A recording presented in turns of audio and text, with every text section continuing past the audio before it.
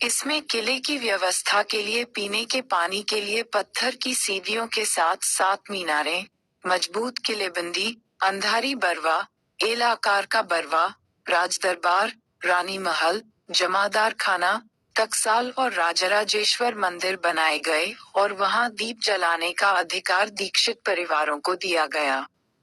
मातोश्री गौतमबाई होलकर द्वारा वाफगांव बाग में मनकेश्वर की देवी और गर्ग्या की सतवाई की स्थापना करने और अपने बच्चों की यात्रा अनुष्ठान करने के बाद ये परंपरा कई वर्षों तक जारी रही। वाफगावास को फुटगांव का दर्जा प्राप्त था।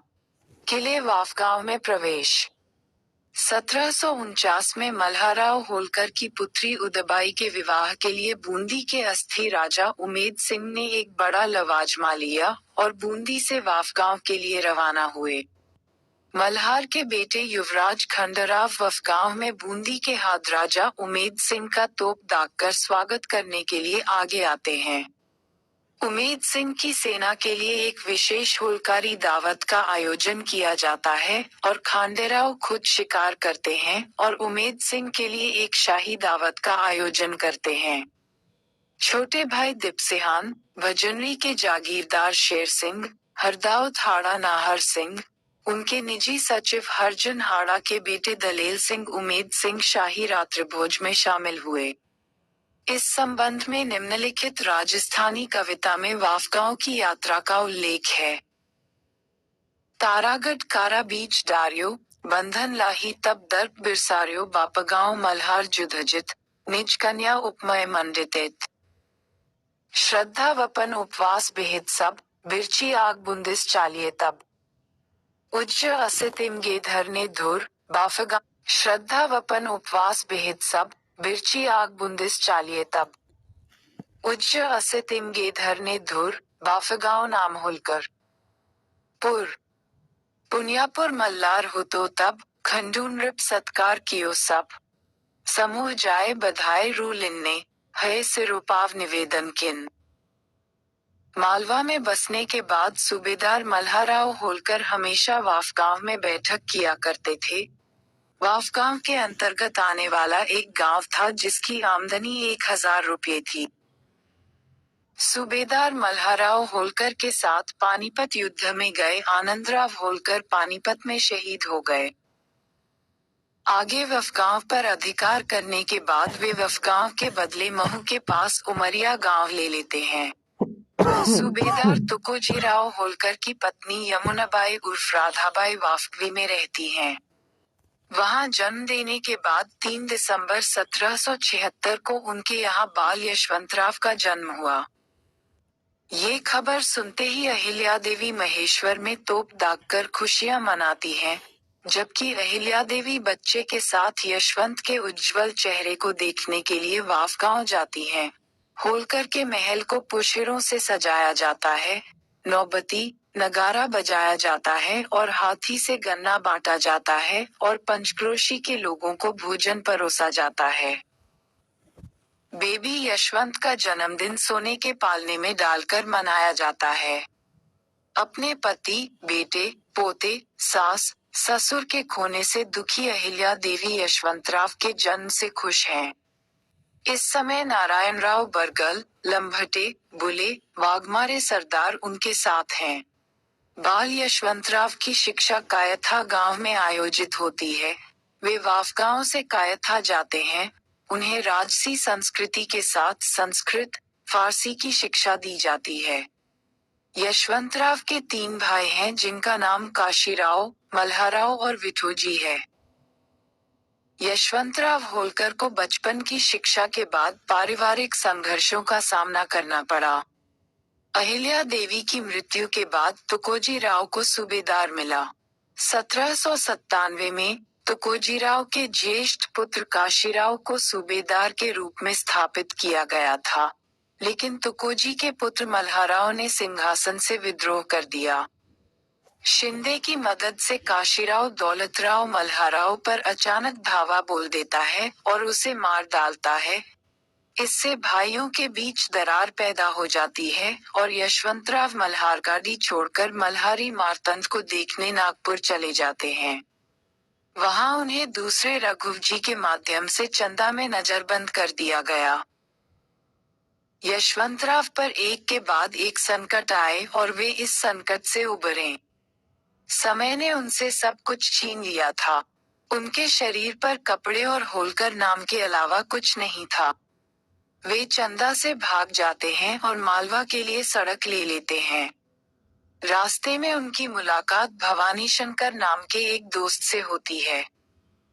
भवानी शंकर यशवंतराव की सेवा में आते हैं और दोनों तोरणद्वार में झुंझर सिंह नायक के पास जाते हैं। झुंझर सिंह नायक 100 घुड़सवारों के साथ यशवंतराव से जुड़ते हैं। शामराव महादिक और बालाजी कलामकर, जो अपना पेट पालने के लिए इंदौर गए थे, धार में यशवंतराव से मिले। धार में दूसरे आनंदराव पवार के सेनापति रंगराव ओधेकर धार के सिंहासन को जब्त करने की कोशिश करते हैं। यशवंतराव संकट के समय आनंदराव की मदद करते हैं। रंगराव ओधेकरों के विद्रोह को दबा देता है और उन्हें बाहर खदेड़ देता है। इस कारनामे को देखकर आनंदराव ने यशवंतराव के सामने धार में नौकरी का प्रस्ताव रखा, लेकिन यशवंतराव के मन में तो कुछ और ही चल रहा था। उन्होंने सैनिकों के लिए देपालपुर परगना को लूट लिया और काशीराव से अपील की। इस बीच सारंगपुर में उन्होंने वजीर हुसैन, मीर घासी, मर्दन अली, मेहरबान सिंह, जमा खान, सोबाजी और भवानी शंकर के माध्यम से भोपाल के पेंधारी अमीर खान और उनके भाई करमदीन खान से मुलाकात की। अमीर खान के माध्यम से गफूर खान प्राप्त होता है। मल्हारगढ़ी में यशवंतराव की पत्नी लाडाबाई और बेटी भीमाबाई काशीराव की गिरफ्त में हैं। एकाकी यशवंतराव को तुलसाबाई मिलती हैं। काशीराव और यशवंतराव की सेना महेश्वर के पास बीकन गांव में लड़ी और काशीराव हार गए। सूबेदार बनने के बाद से काशीराव महेश्वर की गद्दी पर कभी नहीं बैठे। महेश्वर की गद्दी की रक्षा के लिए यशवंतराव का राज्याभिषेक समारोह आयोजित किया जाता है। 6 जनवरी 1799 को महेश्वर में राजराजेश्वर कार्तवीर्य सहस्त्र अर्जुन मंदिर के सामने यशवंतराव महाराज का राज्याभिषेक समारोह मनाया गया। मराठा साम्राज्य को बचाने के लिए यशवंतराव महाराज बने और इंद्रप्रस्थितो राजा चक्रवर्ती भूमंडले, उनकी कृपा से संसार की बनी मुहर आकाश में चमकती है। लक्ष्मीकांत पद अभोज भ्रामराचित चेतसम, धरती पर यशवंत की प्रसिद्ध मुद्रा। यशवंतराव वैसा आसन अपनाते हैं। मराठा साम्राज्य को अंग्रेजों से बचाने के लिए यशवंतराव एक और बाजीराव, दौलतराव शिंदे को एकजुट करने की कोशिश करते हैं, लेकिन उन्हें चुनौती दी जाती है। होलकर शिंदे पेशवा विवाद के बाद बाजीराव द्वितीय ने हडपसर की लड़ाई से पहले वाफगांव के महल को जब्त कर लिया। यशवंतराव सदाशिव पंत और रामचंद्र पंत को मुक्त करते हैं, जो वाफगांव किले में 2 साल तक कैद थे, हडपसर के मैदानों में युद्ध करके। 25 अक्टूबर 1802 को महाराजा यशवंतराव होलकर की जीत हुई। युद्ध में उन्हें कई घाव मिलते हैं, लेकिन मन के घाव उन्हें दुखी करते हैं। दूसरा बाजीराव भाग जाता है और ब्रिटिश मंडलिक के रूप में पदभार संभाल लेता है। पेशवाई पड़ती है। यशवंतराव ने अंग्रेजों के खिलाफ अभियान की योजना बनाई। स्वयं दिल्ली के सम्राट की रक्षा करता है और सम्राट महाराजा यशवंतराव के पराक्रम से प्रसन्न होता है। राजराजेश्वर, श्रीमंत, चक्रवर्ती, अली जाह, सर्वोच्च सम्मान, जुबत उल उमरा, सेना का सर्वश्रेष्ठ, बहादुर उल मुल्क, साम्राज्य का बहादुर, फरजाद-ए अर्जमंद, महानतम पुत्र, नुसरत जंग, युद्ध में सहायक। यशवंतराव महाराज ने भानपुरा में अपनी नई राजधानी स्थापित की और अंग्रेजों के खिलाफ अभियान चलाया। मुकुंदरा घाट पर मैनसन की हार हुई। वेलेस्ली पर दिन ब दिन सैकड़ों ईस्ट इंडिया कंपनी के अधिकारी यशवंतराव द्वारा मारे गए और लाखों रुपये खो गए। जबकि यशवंतराव ने कलकत्ता पर हमला करने के लिए एक तोपखाने का कारखाना शुरू किया और बंदूकों का निर्माण किया। भरतपुर और दीघ के दुर्गों से एक बार फिर अंग्रेजों को हराया।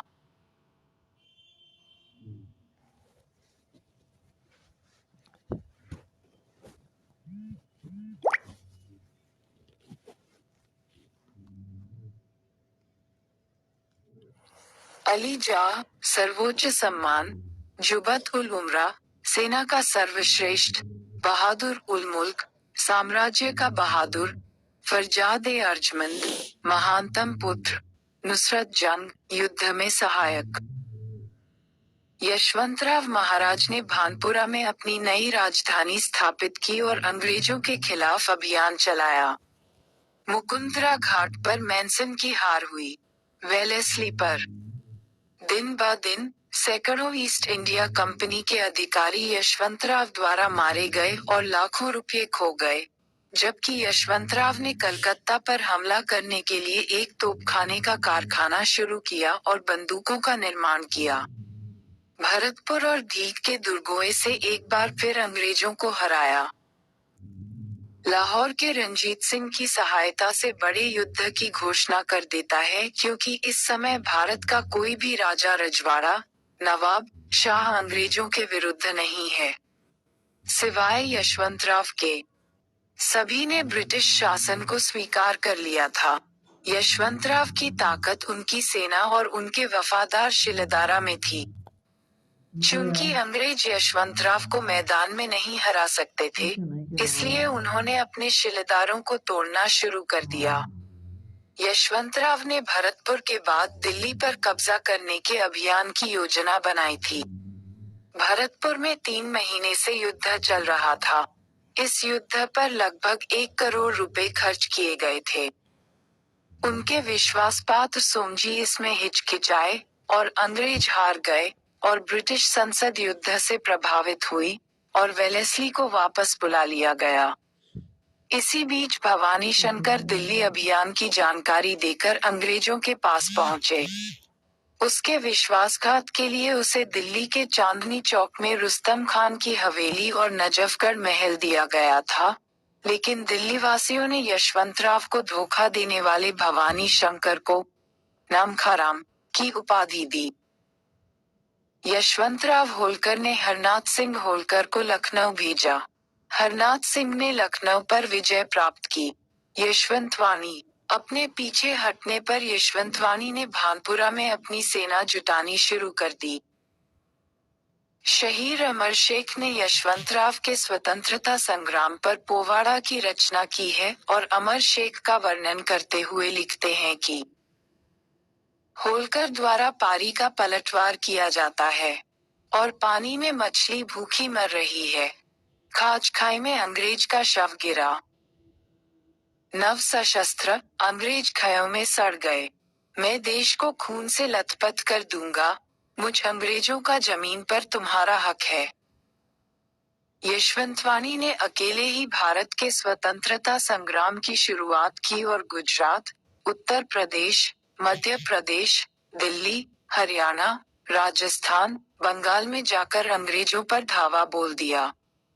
हरियाणा, राजस्थान, बंगाल जाकर अंग्रेजों पर धावा बोलकर 7 वर्ष तक अंग्रेजों से लड़े और जेरिस को ले आए। अंत में तोपखाने में निर्मित एक तोप का गोला परीक्षण के दौरान फट जाता है और यशवंतराव मेनिंजाइटिस का अनुबंध करता है और अभियान रुक जाता है। वाफगांव में यशवंतराव जैसा महान सपूत पैदा हुआ। वाफगांव की मिट्टी धन्य हो गई। वाफगांव में होलकरों का महल वर्तमान में रैयत शिक्षण संस्था के कब्जे में है और यशवंतराव होलकर द्वितीय द्वारा कर्मवीर भावराव पाटिल को एक स्कूल के लिए दिया गया था। पेपानी और पाक पाक पाक नामक फिल्मों की शूटिंग उस महल में हुई थी। शिवराम राजगुरु के दादा को इस किले में विष्णु की एक मूर्ति मिली थी। गुरु का पद पाकर उन्हें राजगुरु उपनाम मिला और महाराजा यशवंतराव होलकर विद्यालय चल रहा है।